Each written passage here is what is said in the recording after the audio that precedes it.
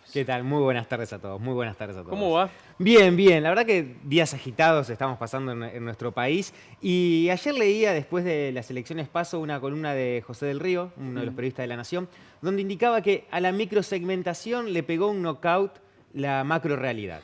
Oh, qué definición.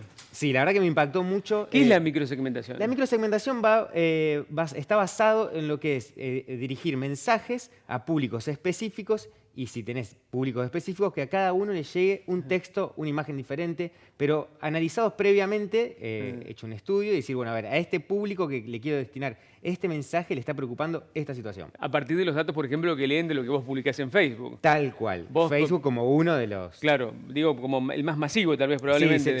Sí, esta campaña de Mauricio Macri se la decía que era de WhatsApp porque iba directamente a los WhatsApp de las personas con sus mensajes específicos, pero bueno, viene de lo que es Facebook, que hace unos años cuando empezamos a utilizar cada vez más publicidades dentro de Facebook, podemos ver de cómo cada persona, cada publicación que vos haces en estado público, Facebook la toma, la pone en una base de datos.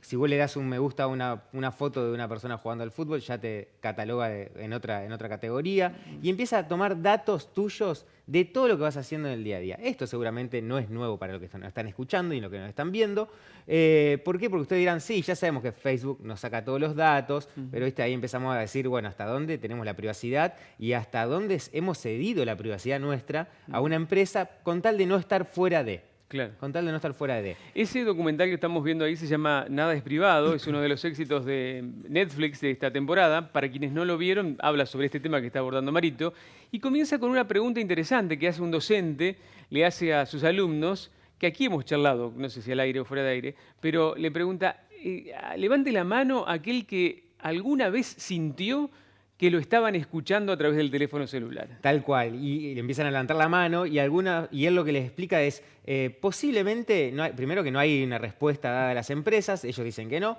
pero posiblemente la inteligencia artificial está tan evolucionada en el aprendizaje de tu comportamiento que no es que escucha, sino que está cada vez mejor. Eso es lo que se plantea. Recopila cada vez más datos de lo que vos haces, a dónde vas, qué páginas visitas, cómo te movés. Cristian, pensá que cuando vos sacás una foto, o ustedes que están ahí sacan una foto, ya sea en Instagram, Facebook o WhatsApp, las tres empresas son de Facebook, nosotros pensamos que solamente, le estamos compartiendo la foto que estoy yo en este lugar con mis amigos. Y en verdad lo que le estás dando es el modelo de teléfono en el que vos tenés, la cantidad de señal que recibís de la antena Wi-Fi. El lugar físico. El lugar físico, la cantidad de almacenamiento que tenés en tu dispositivo, cuánto te queda de batería. Toda esa información la empieza a recopilar. ¿Cuántos aparatos están conectados a tu alrededor? Y ellos lo que indican, los términos y condiciones, es que lo hacen para mejorar lo que es la publicidad que te entregan. Este documental Nada es privado analiza en detalle y con los protagonistas en primera persona lo que fue el caso Cambridge Analytica, que desembocó hace un par de semanas atrás cuando Facebook tuvo que pagar la multa más cara de la historia de una empresa tecnológica, que fueron $5.000 millones y la obligación de crear un departamento en el cual analicen los términos y condiciones y sobre todo el uso de los datos de las personas. Ahora, el uso de los datos de las personas en Estados Unidos sirvió. Dicen que fue una de las razones por las que ganó Donald Trump. Ahora, esa microsegmentación, esa publicidad dirigida por extracto social, por edad, por pensamiento ideológico, por inclinación política, en la Argentina fue aplicada por el gobierno de Mauricio Macri y a claras luces está que no funcionó. Sí, como comenzamos hoy, la macrorealidad le dio un knockout a lo que fue la microsegmentación. Fue mucha la diferencia, esto ya está claro, pero en el caso de este documental van a ver bien cuántos, vos imagínate, ¿sabés cuántos mensajes diferentes se emitieron durante la campaña de Donald Trump para la presidencia? ¿Cuántos? 5.900.000. Claro. Bueno, pero es un país que tiene ¿cuántos millones de habitantes? Pero y la competencia de Donald Trump, que había sido Hillary Clinton, no llegaba ni a 150.000.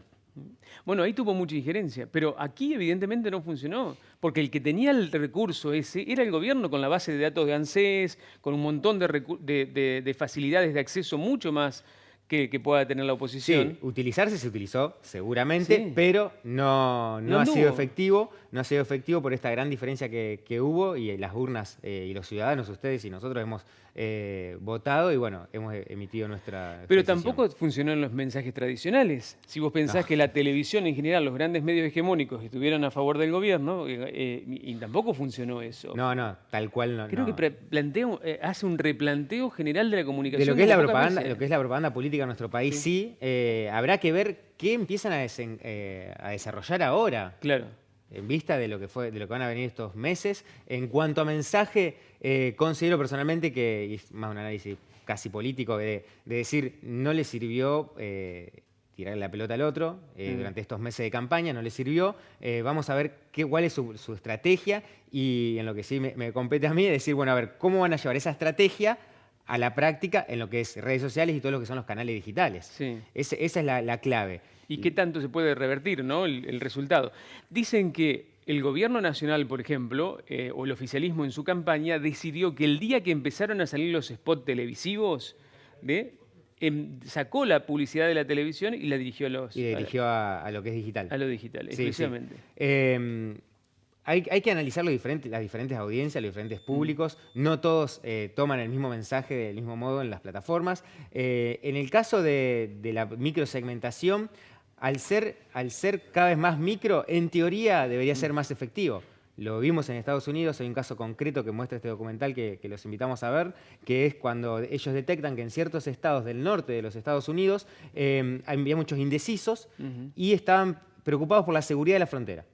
Entonces se empezaron a generar fake news, noticias falsas, en las cuales se les indicaba y se dirigía a esos públicos, ya lo tenían segmentadísimos, se les indicaba que Hillary Clinton iba a abrir la frontera. Claro.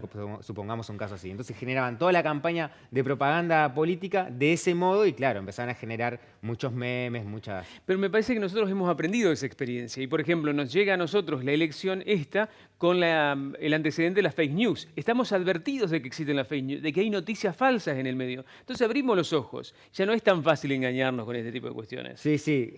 Siempre el consejo, cuando algo es te genera mucha repulsión o te exacerba mucho, hay que dudar. Sí. Hay que dudar. Eso es la primera clave de lo que son las noticias falsas, porque incitan al odio. Generalmente que es la gente que comenta y eso se empieza a difundir. Pero hasta, ¿sabes qué hemos aprendido, Marito, perdón, no quiero confundir el público, es que hemos aprendido a leer de dónde viene la información. Vos sabés, la gente, creo que eso fue parte de la discusión de la ley de medios en su momento también. Vos lees una noticia acá y dices, si lo publicó tal es porque tiene esta inclinación política. Aunque el medio no lo reconozca como tal, pero ya sabés de dónde viene y qué intención puede tener el que lo publica. Sí, yo creo que el ciudadano no es ingenuo. Por supuesto. No es ingenuo, no hay que descalificar a ningún ciudadano por... Y menos subestimar, porque algunos subestiman, creen que la gente es tonta. Sí, sí, obviamente. Y sobre todo en el voto. O sea, las personas votan y no hay que subestimarlo y el ciudadano no es ingenuo. Y otra cosa para análisis también de las redes sociales es que la gente dice una cosa en las redes sociales y hace otra en el cuarto oscuro. Bueno, eso porque si nosotros hubiéramos medido esta elección por lo que la gente escribe en Facebook... Hay mucho voto vergüenza eso. Pero y vergüenza y mentiroso al mismo tiempo. Porque como queda bien decir tal cosa, bueno, lo decís, porque va a tener más popularidad lo que digas. Sí, sí. Después, a la hora, cuando priman otras cosas, decís haces otra cosa. En cuanto a los derechos humanos, se está pidiendo mucho que los datos personales sean derechos humanos y que las empresas de tecnologías lo respeten. Se está trabajando muchísimo en Europa con esto. Recordemos que Cambridge Analytica, la empresa Cambridge Analytica, empezó a probar todo lo que es la microsegmentación en cuanto a países y en el documental muestra un caso de Argentina. Se lo ve a Mauricio Macri festejando junto a otros políticos. Bueno, funcionó en ese momento. Funcionó en ese momento. Llegaron a hacer la campaña de Donald Trump y lo que fue la campaña del Leave de cuando el Reino Unido quiso salir de lo que es la Unión Europea, con lo que es el Brexit. Entonces, se está tratando mucho en Europa que los datos de las personas sean derechos humanos, se los respete así. Y bueno, la gran incertidumbre es qué va a hacer Estados Unidos. Recordemos que las empresas están ahí. Sí, y que la gente no sea tan ingenua tampoco de darle acceso a la información a cualquiera. Estamos cercados. Sí, pero me parece que Porque le abrimos la puerta también, ¿eh? sí, pasa que si vos tenés que instalar la aplicación, tenés que instalar sí o Es sí que no Messenger para tenés poder que hablar. tampoco hay cosas que esta de la transformación de a viejitos, esa que se hizo popular en la Face App. FaceApp. Esa no tenés que abrirla, la hacés porque querés, porque Bueno, es gracioso. Cambridge Analytica obtuvo 50.000 datos de personas con una aplicación de test de personalidad Claro. y a través de los 50.000 datos de personas obtuvo los datos de 50 millones de usuarios. Claro, con una pavada. Gracias, Marito. Nos Seguimos vemos la hablando próxima. de otros temas que no son pavadas el próximo martes. Nos vamos a Mundo Patronato.